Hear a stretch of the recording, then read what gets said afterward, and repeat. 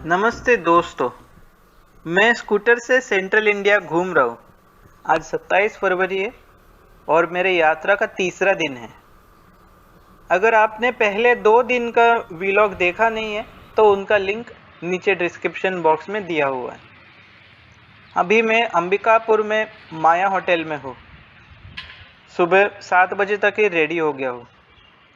आज का प्लान है कि मैं यहाँ से निकलकर सूरजपुर, कोरिया, चिरमिरी, कोरबा और पेंड्रा होते हुए अमरकंटक रात में स्टे करने के लिए पहुंचना है।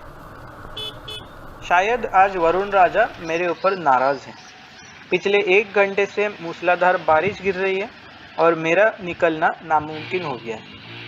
आधा घंटा रुकने के बाद बारिश थोड़ी बहुत कम हो गई।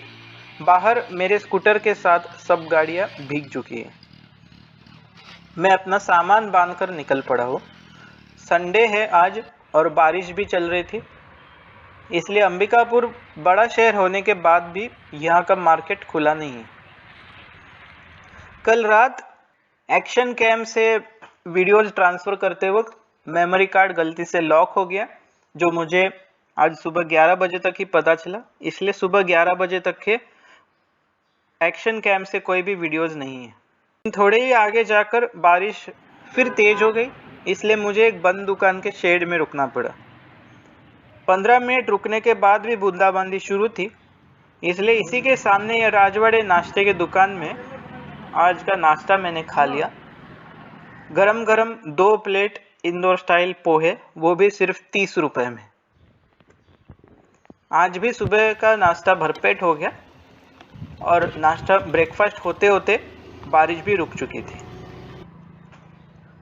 अंबिकापुर से ही बनारस का रास्ता अलग हो जाता है, यह मुझे पता नहीं था। यहाँ से बनारस करीब 300 किलोमीटर दूर है। अगर आप दक्षिण भारत से बनारस जाते हैं तो अंबिकापुर से ही गुजरते हैं। मैं अभी अंबिकापुर रेलवे स्टेशन के तरफ आ चुका हूँ। ये दक्षिण पूर्व मध्य रेल का एक अहम टर्मिनस है और यहाँ रेलवे लाइन आने के लिए प्रोटेस्ट हुए थे। स्टेशन पार होते ही मैं सुरगुजा यानी कि अंबिकापुर के डिस्ट्रिक्ट छोड़कर अब सूरजपुर डिस्ट्रिक्ट में प्रवेश कर लिया हूँ। यहाँ बारिश और पतझड़ के वजह से रास्ते का नज़ारा बहुत सुंदर है। इससे अगले 1 घंटे बारिश आती जाती रही और मैं रुक रुक कर सूरजपुर तक पहुँच गया हूँ। सूरजपुर यहाँ का एक छोटा शहर है, एक अलग डिस्ट्रिक्ट है और आसपास में माइंस में जाने के लिए यह एक हब है। सिटी के बीच के पेट्रोल पंप में पेट्रोल भरकर बाद में मैं सीधे बैकुंठपुर के तरफ निकल पड़ा।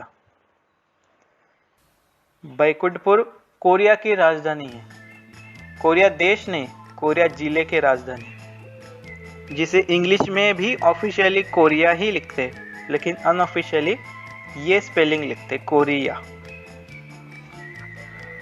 आपको ये बता दूं कि पिछले साल 15 अगस्त को ही कोरिया डिस्ट्रिक्ट का डिवीजन हो गया।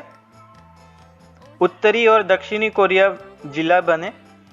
दक्षिणी कोरिया इलाके का अलग डिस्ट्रिक्ट चिरमिरी उसका नाम है, जो मैं बाद में जाऊंगा इसके बाद। कि 15 अगस्त को ही उत्तर और कोरिया देशों का भी लिबरेशन डे है। कोरिया डिस्ट्रिक्ट में ही ये पटना गांव आ जाता है, लेकिन बिहार के पटना से इसका लेना देना नहीं है। ये कोरिया का पटना है। कोरिया का डीसी ऑफिस मैंने देख लिया, कोरिया के लोगों का घर देखा, कोरिया का ही कोर्ट देखा और आखिर में कोरिया का पैलेस देखा, जो कि बंद था। फिर से याद दिला दूं कि ये छत्तीसगढ़ वाला कोरिया है और मैं उसकी राजधानी बैकुंठपुर में हूँ। बैकुंठपुर घूमने के बाद थोड़ा आगे ही गवर्नमेंट पॉलिटेक्निक कोरिया आ जाता है। ये सिर्फ एक ही बोर्ड दिखा जहाँ पर इंग्लिश में कोरिया का ये स्पेलिंग था। कोरिया का ही एक तालाब देखने गया मैं, रामानुज प्रताप सागर, जो ये जिले में पानी का सप्लाई देता है। बहुत ही अच्छा तालाब बना है। मेरा अभी कोरिया दर्शन पूरा होने के बाद अभी मैं दक्षिणी कोरिया यानी कि चिरमिरी मानेंद्रगढ़ डिस्ट्रिक्ट के तरफ जा रहा हूँ। चिरमिरी और डोमन हिल ये छत्तीसगढ़ के नॉर्थ वेस्ट में स्थित हिल स्टेशन है और एक अलग मोड़ से हम डोमन हिल की तरफ चढ़ाई जाते हैं। ये बस को चढ़ाई चढ़ने में बहुत तकलीफ हो रही है और मुझे इतने तंग से सड़क में साइड भी नहीं मिल रही है। चिरमिरी में थोड़े बहुत बड़े बड़े ओपन कास्ट कोयले के खदान हैं, इसलिए इसे कोयला नगरी हिल स्टेशन चिरमिरी भी कहा जाता है। रास्ता डोमन हिल से होते हुए चिरमिरी की तरफ जाता है और रास्ता भले ही थोड़ा सा तंग है लेकिन बहुत ही खूबसूरत है। डोमन हिल की तरफ साइडिंग का ये रेल क्रॉसिंग भी पार हो जाता है। अब मेरे बाईं ओर चिरमिरी का खदान है और ये कन्वेयर बेल्ट से कोयला स्टेशन में लोड हो जाता है। इस मध्य भारत की यात्रा में बहुत सारे कोयले के खदान मैंने पार कर लिए, लेकिन कोई भी कोयले की खदान अंदर से नहीं देखी, क्योंकि पहले तो परमिशन लगती है और दूसरा कारण कि ये तो कोई टूरिस्ट स्पॉट नहीं है।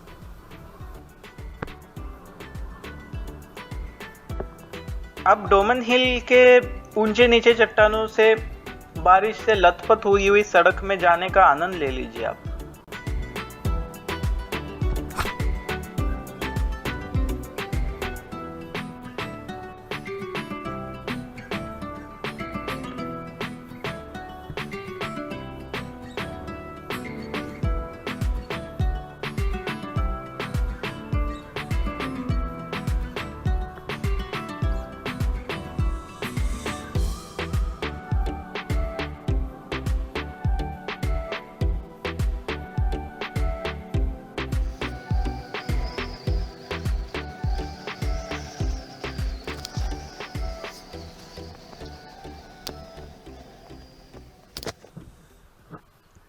थोड़े ही आगे जाकर यहाँ से डोमन हिल और हल्दीबारी का रास्ता अलग हो जाता है। ये डोमन हिल सिटी का ही मार्केट एरिया है और इससे थोड़ा आगे निकलकर चिरमिरी का मोड़ आ जाता है। यहाँ पर प्यारा चिरमिरी का बोर्ड भी लगा हुआ है।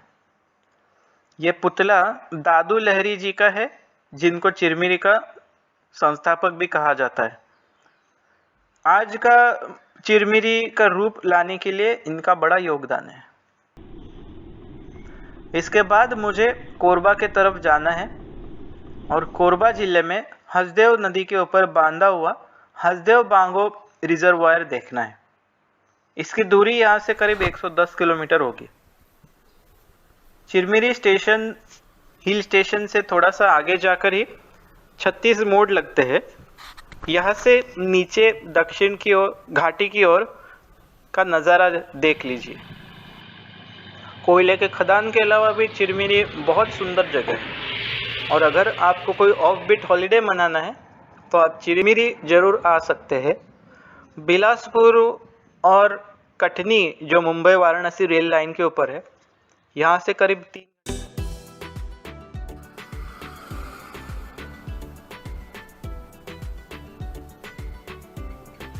मैं अब हसदेव बांगो रिजर्वायर की तरफ जा रहा हूँ, जो कोरबा डिस्ट्रिक्ट में आता है। कोरिया से कोरबा यानी कि ई निकलकर सिर्फ बी जोड़ना है। ये रास्ता जिनपुरी और चोटिया के खदान होते हुए जाता है।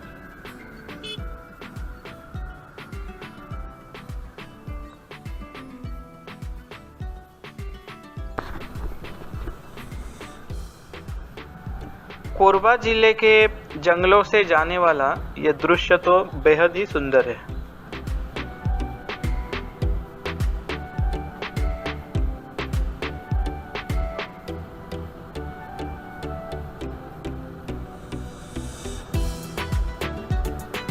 अब करीब 1:30 बज चुके हैं।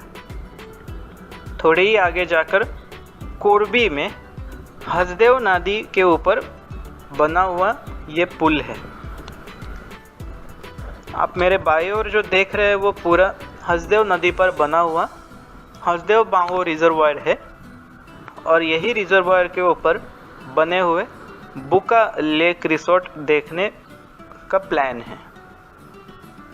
लेकिन बहुत भूख लग चुकी है, लेकिन कोई खाने का होटल नहीं मिल रहा है।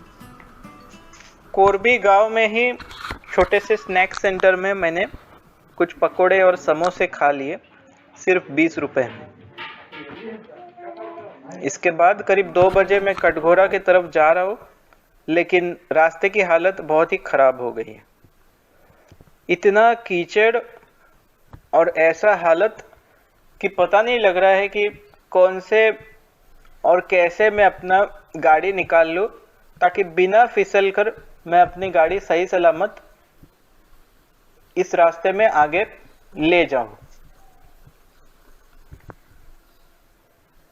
ऐसा रास्ता करीब 10 मिनट के लिए था। ऐसे ही रास्ते से 10 और मिनट चल के रास्ता हल्का सा अच्छा हुआ है। ये चोटिया का खदान है और यहाँ अडानी ग्रुप का बड़ा माइंस है। अब ये चोटिया का जंक्शन पॉइंट है। अंबिकापुर से अगर बिलासपुर डायरेक्ट जाना है तो ये हाईवे लग जाता है।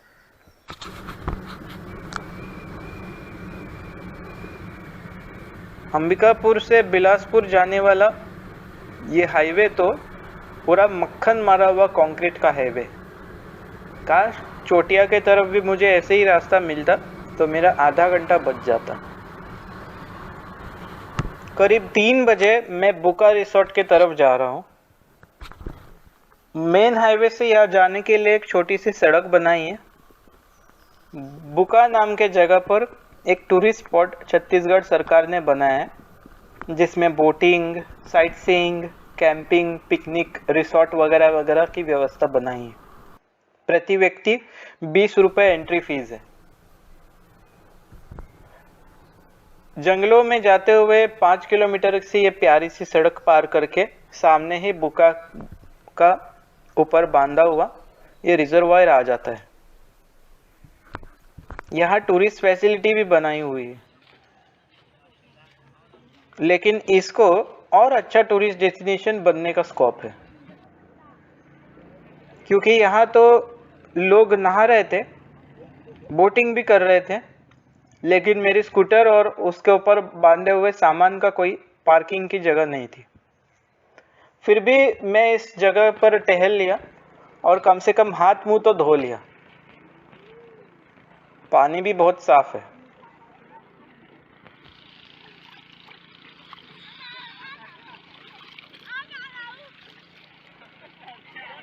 इसके बाद करीब 3:30 बजे अमरकंटक के तरफ जाना है। मेरे स्कूटर का पेट्रोल लगभग खत्म हो गया है और मैं पेट्रोल स्टेशन की तलाश में हूँ।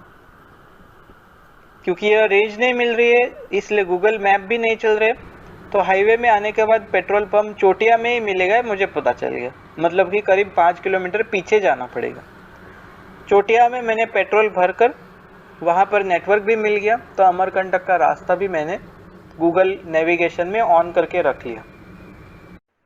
गूगल ने ये PMGSY रोड बता दिया, जो कि ये कटघोरा हाईवे से राइट लेना है।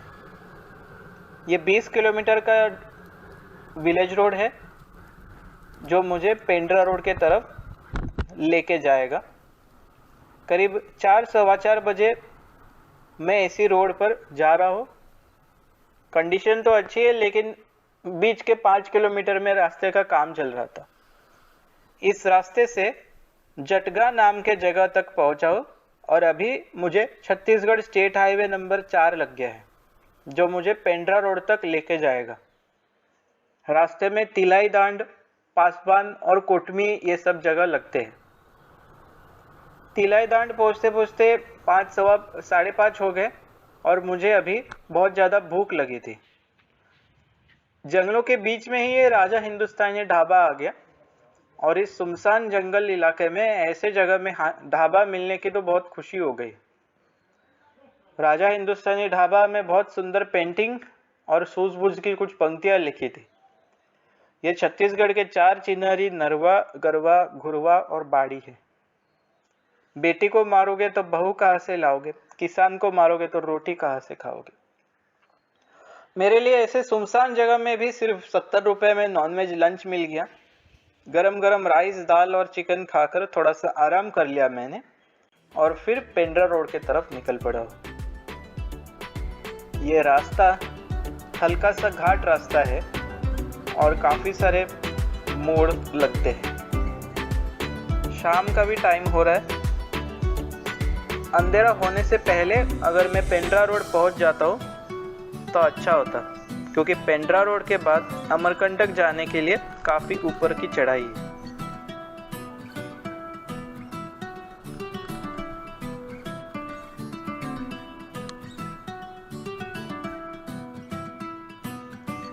अब मैं पेंड्रा के करीब आ चुका हूँ।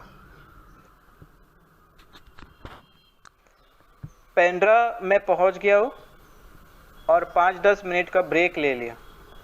ये एक बड़ी सिटी है और अमरकंटक जाने से पहले ये आखिरी डिस्ट्रिक्ट हेडक्वार्टर है, इसलिए यहाँ मैंने एटीएम से भी पैसे निकाल लिए, क्योंकि आगे एटीएम की सुविधा कहाँ मिलेगी ये मुझे पता नहीं था। पेंड्रा शहर से पेंड्रा रोड करीब 10 किलोमीटर का रास्ता है, लेकिन बहुत सारे नए रास्ते बनाए हुए हैं जो गूगल में मार्क किए हुए नहीं हैं। पेंड्रा रोड का ये मार्केट एरिया है। यहाँ से अमरकंटक का रास्ता स्कूटर और कार्स के लिए एक नए अंडरपास से गुजरता है। यह अंडरपास पेंड्रा रोड स्टेशन के नीचे से ही जाता है। मैं गलती से सीधे ही चला गया, लेकिन अमरकंटक का शॉर्टकट रास्ता यहाँ से राइट की ओर था। किसी साइकिल वाले से पूछकर मैंने अमरकंटक का सही रास्ता लग गया, लेकिन तब तक बहुत ही लेट हो चुका था। 7, सवा 7 बज गए थे और अभी रास्ते में पूरा अंधेरा हो गया था। बिजलियाँ चमक रही थी और बादल भी गरज रहे थे। पूरे अंधेरे में सिर्फ मैं अकेले ही अपने स्कूटर में जा रहा हूँ, और कोई लाइट हार्टेड व्यक्ति को तो ये कोई हॉरर मूवी से कम नहीं लगेगा। मैं रेकमेंड नहीं करूँगा कि पेंड्रा से अमरकंटक शाम के रास्ते में शाम के टाइम में ट्रैवल करें। आप खुद ही देख सकते हो कि रास्ते की कैसे हालत है। 22 किलोमीटर का ये रास्ता पार करने के लिए 1 घंटे का समय लग गया मुझे। ऐसे ही चमकती हुई बिजलियों से गुजरकर ऊपर की ये हिल रोड की बहुत ही ऊंची चढ़ाई चढ़नी पड़ती है। इसके बाद मध्य प्रदेश के अनूपपुर जिले में हम लोग प्रवेश कर लेते। अमरकंटक मध्य प्रदेश में आता है और यह छत्तीसगढ़ और मध्य प्रदेश की बॉर्डर है। इसके बाद बहुत ही स्टीप सी चढ़ाई है, जो चढ़कर हम अमरकंटक पहुंच जाते हैं। गूगल में मैंने अमरकंटक मंदिर का लोकेशन डाली थी, इसलिए सीधे सीधे मंदिर तक ही जा पहुंचा मैं। वहाँ पहुंचकर नारियल के वगैरह स्टॉल देखने के बाद मुझे पता चल गया कि ये अभी तो मंदिर आया हुआ है। होटल की खोज में था मैं, और आसपास बहुत ढूंढना पड़ा मुझे, क्योंकि रात भी हो चुकी थी और शायद आज संडे था, इसलिए होटल्स ज़्यादातर फुल थे। मंदिर के ही पास मुझे होटल रिलैक्स इन मिल गया, जहां 500 रुपये में एक बहुत सुंदर सा कमरे का जुगाड़ हो गया। यहीं पर मैंने हल्का फुल्का डिनर खा लिया और आज का दिन यहीं पर समाप्त कर लिया। आज के दिन का टोटल खर्चा 1400 रुपये हुए और उसका ब्रेकअप स्क्रीन में दिया गया है। आज मुझे करीब 6.5 लीटर पेट्रोल लगे और 300 किलोमीटर आज गाड़ी चलाई। एवरेज लगभग 46 किलोमीटर प्रति लीटर आ गया है, और अमरकंटक और चिरमिरी के चढ़ाई के बावजूद भी ये अच्छा एवरेज है। कल के दिन आप अमरकंटक में नर्मदा का उगम स्थल देखोगे, और अमरकंटक के बाकी जगह देखकर अचानक हमार वाइल्ड लाइफ सेंचुरी, बिलासपुर और बिलासपुर रायपुर रास्ते में आने वाले कुछ अलग पर्यटक स्थल आप देख लोगे। तो चौथे दिन के लॉग के लिए वेट कर लीजिए। तब तक के लिए शुभ रात्रि।